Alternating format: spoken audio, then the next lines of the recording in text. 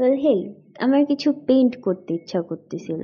So I got on Pinterest and gathered some ideas, and at first everything flowed. Every color, every stroke, everything felt right until that one thing was bothering me and I wanted to fix it. So I tried to add more. And then guess what?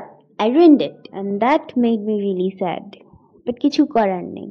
And it's funny how life feels the same sometimes. You maybe want or like something so bad, but there's something that's bothering you. And you make that one choice that changes everything. And you make it worse. And if you're in your early 20s, it's okay to mess things up. And for now, accept it that no matter how hard you try, nothing's gonna bring it back or fix it if it's not meant for you. Now stop. Don't even try. Just breathe and take a break if you need it. And please go study and pray. That's what's important right now. Please, পড়তে বয়, নামাজ পড় ভাই। Anyways, take অনেকগুলো ভালোবাসা. For now, ta bye.